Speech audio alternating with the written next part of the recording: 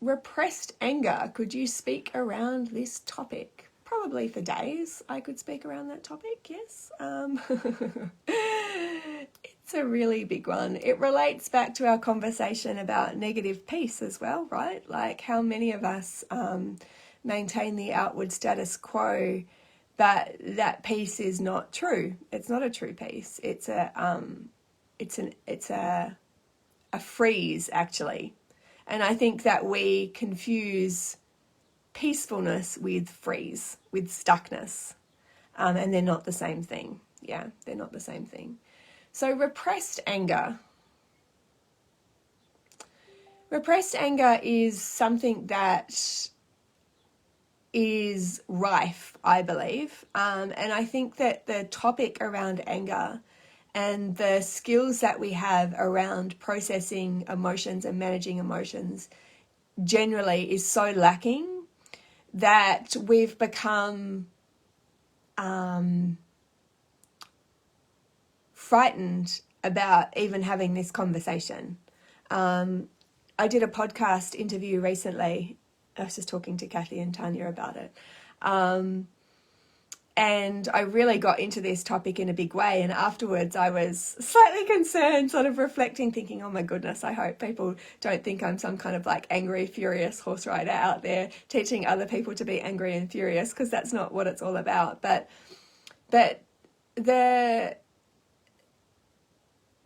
this whole conversation exists on so many levels, right? So we have our own internal personal orbit, and we have experiences which are impacting us throughout the course of our lifetime that are up to us to individually reconcile, metabolize, and make sense of, okay? So we have the personal work that we need to do. That's kind of one level.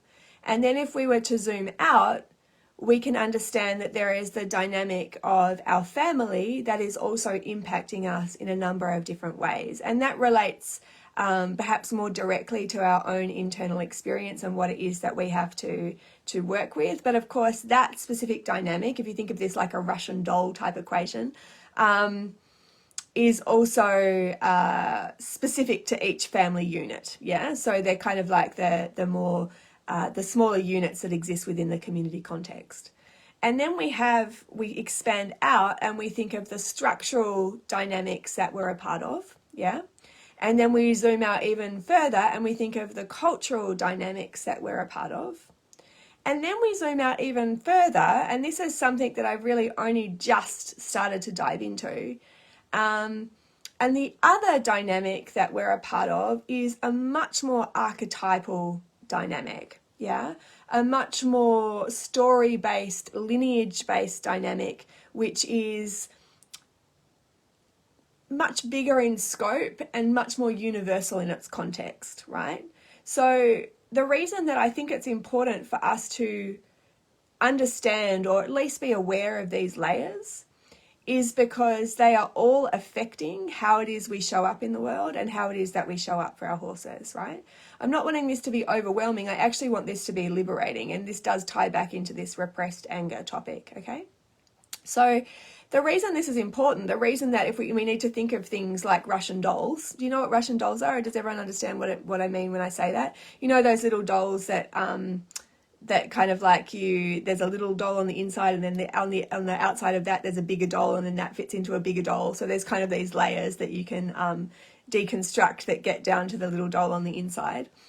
The reason that I think that this is important is because a lot of the conversation that relates, especially in the self-help world or the self-development world, relates almost always specifically to the individual. And so we do a lot of work, we draw on resources, we kind of cycle through what it is that we're cycling through to the best of our ability. And sometimes that can feel not enough, right? So if we use the workplace as an example, and I know that Steph, for instance, has brought this up in the past, where she is a woman in a science field that is dominated by men, right? That's kind of the reality of the situation if we weren't sugarcoating it or looking at it from rose-tinted glasses, okay? And so she can do all of the work that she needs and wants to do to get herself into a good position. But then the reality is that when she gets to that place, she's still met with these structural or bigger dynamics that actually are impacting her ability to move forward, right? And so if we aren't realistic about the existence of those forces, what happens is we internalize everything that we're being met with as a personal problem.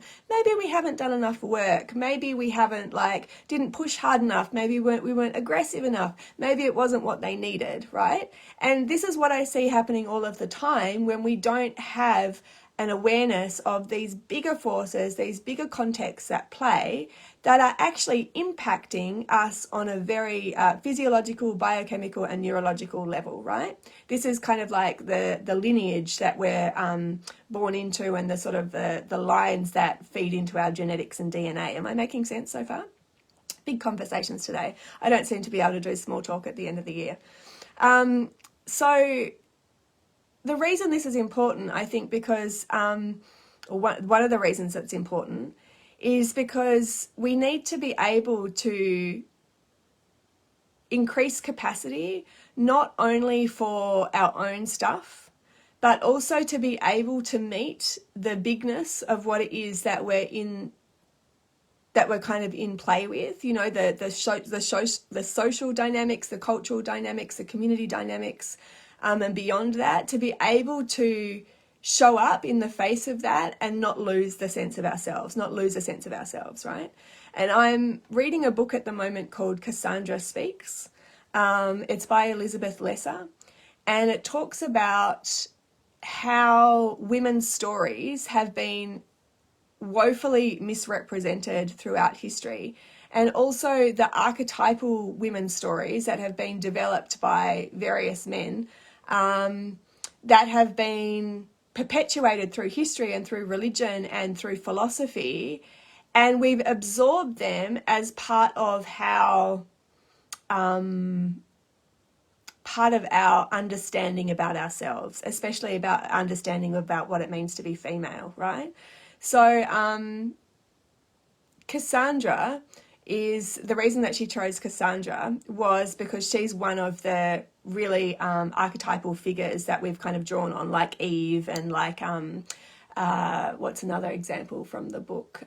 Pandora. So we've all heard of Pandora's box. Most of us have heard about, you know, the story of Eve, Adam and Eve, and Cassandra is another one that is spoken about. And pretty much all of the stories of female archetypes especially have to do with like lack of trust, not being able to trust their voices, them being typically evil or kind of conniving or not very good, and how this has been kind of internalized as part of our makeup, right? I feel like I'm getting way off track, but why I'm bringing this to the party is that like everything that we feel is influenced by this kind of Russian doll effect, right? So repressed anger is really interesting because to me it's our ability to connect to mindful anger and our ability to be able to connect to our backbone and stand our ground is one of the fundamental things that we need to get in touch with if we're really looking to create a balanced baseline and really looking to step into a true sense of peace, right? Because for the majority of us, in some way, there's been some kind of suppression or oppression of our voice, of what it is that we ultimately have been able to express in the presence of discomfort, of what it is that we've been taught is okay and not okay. And all of that has kind of been capped, if you like. Am I making sense? I feel like today I'm like on some kind of like weird tangent, but I'll just roll with it. So in my experience, and I talk about this in the pathways as well, in my experience, and anxiety is the most socially acceptable form of feeling out of whack that we are allowed to express, okay?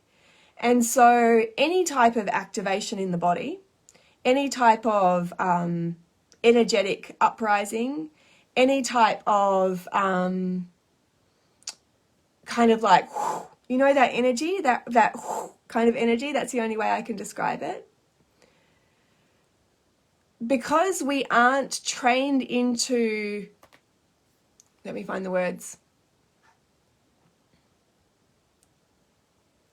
Because we haven't been allowed to express the full range of our emotions and have that be accepted, we limit our experience to what we deem to be the most palatable for those around us, right? And anger, for most of us, is not considered to be a palatable experience, yeah? It's not considered to be kind. It's not considered to be something that good people do. It's not considered to be something that a woman should be. It's not considered something that is appropriate or okay or acceptable. And so in the cleverness of who we are, we take that energy unconsciously and we say, I feel you, but I know if I present you to the world with the truth of what you are, there will be a repercussion for me, right? And that is real. That's the truth of it. That is real. And it has been shown to be real for thousands of years, right? For thousands of years, this has been shown to be real. That if I take the truth of my power, right? If I take the truth of who I am and my energy and my rage and my anger at injustice and my you know, the sense that I feel in result of having like my voice silenced or like being told that I'm not enough or being okay, not okay. If I take that and I really show it to you, you are not going to be able to hold it, right? That's the truth of it. You're not going to be able to hold it. And so I will understand, this is all happening unconsciously, I will take that and I will confine it to a very narrow window that the world will be okay with. And what the world is okay with is there is an anxious woman, or there is a nervous person, or there is someone that's just having a moment. She's a bit hysterical, yeah? Just leave her to it. That is an acceptable format for the world to be able to metabolize out what is truly underneath the surface, yeah? And so what we have is a mismatch between the energy that is actually present and how it is we're forced to present that in order to be able to survive the world. This is a big conversation. Yeah? But I believe this to be true. And so in my experience, what I've had from literally like hundreds of conversations with women now is so many of them present with anxiety, but what actually they're feeling is frustration or anger, or they're just really fucked off. Yeah? But they didn't even realize that because we've got so good as a collective at pushing that to the side because that's not okay, that's not acceptable, that's going to have repercussions, right, in different ways, and presenting it in this way, but actually we still have this suppression coming underneath the surface. And the reason that I bring this up in kind of the Russian doll complex is because the archetypes, the stories that have informed our culture and society are so insidious, yeah, that we don't even realize how much they're informing our impression of ourselves, yeah? We don't even realize how much we've drunk in that content and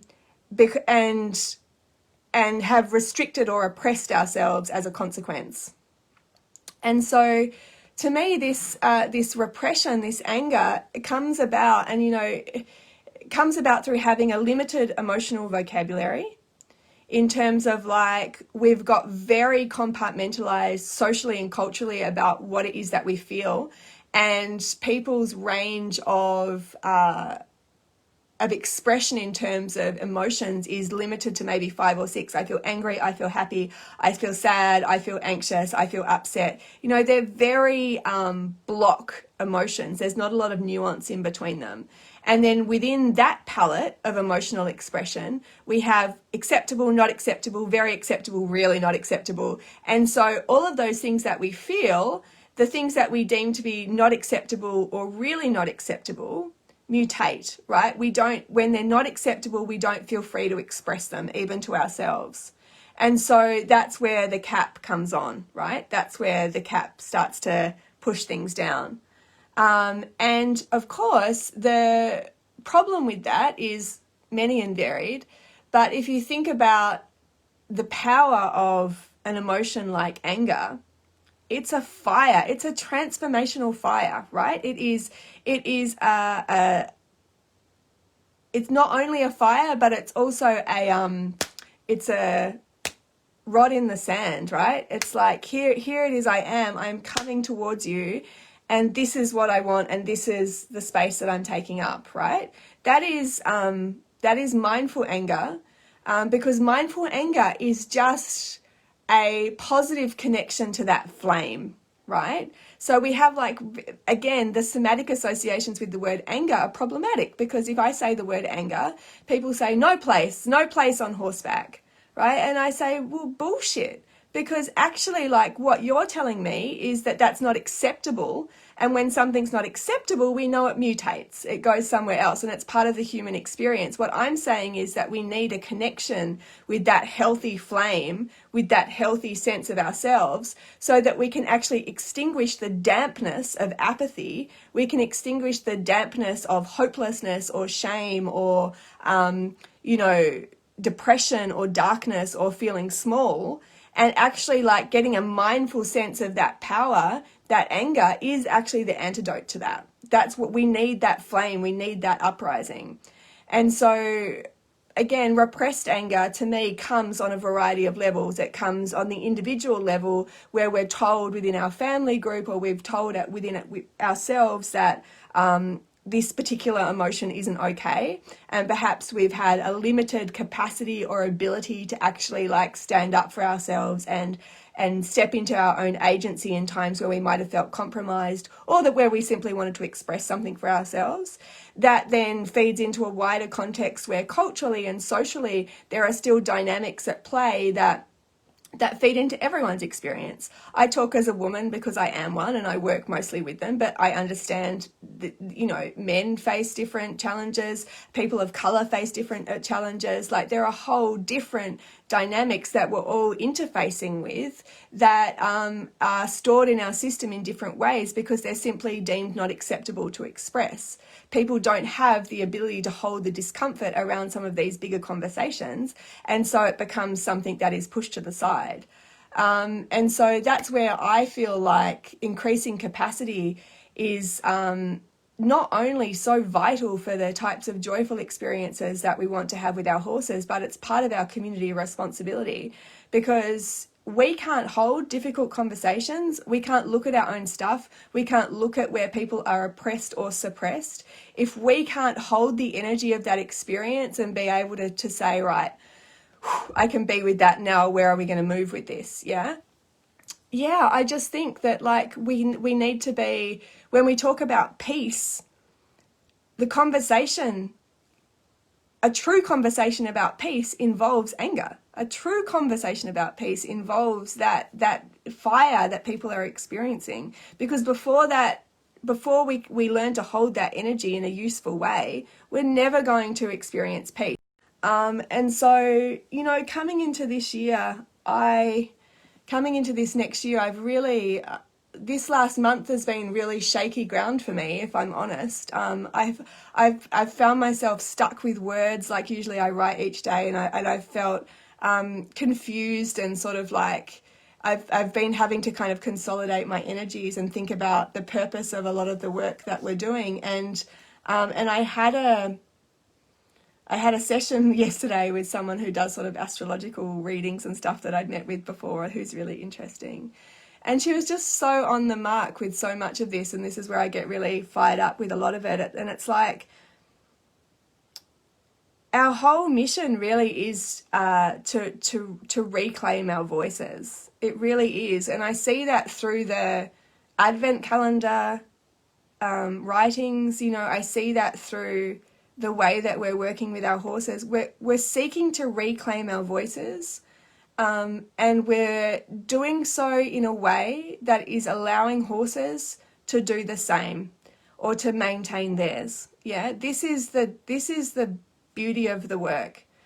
And when we're looking to create a new paradigm for how we go about that, we have to break out of the ones that we are already a part of. And within human to human relationships, that's really hard, because the dynamics are so ingrained and so culturally enforced and so archetypally enforced.